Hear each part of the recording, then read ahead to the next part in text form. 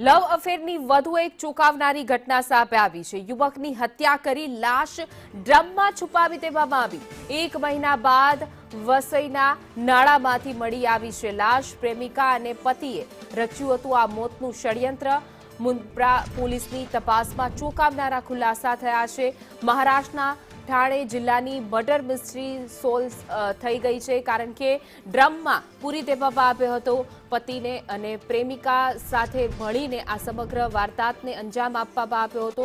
મહારાષ્ટ્રના ઠાણે જિલ્લાની આ મર્ડર મિસ્ટ્રી જેનો ભેદ ઉકેલાયો છે।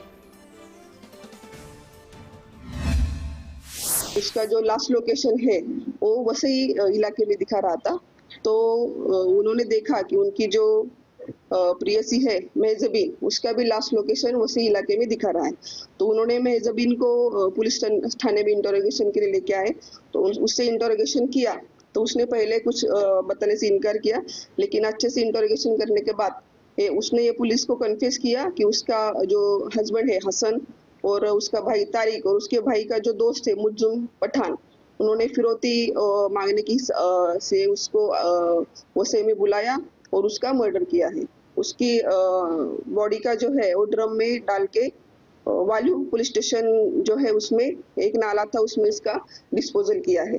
और जो 2 आरोपी है मेहजबीन शेख और उसका भाई तारिक शेख, इन दोनों आरोपी को अरेस्ट कर लिया गया है।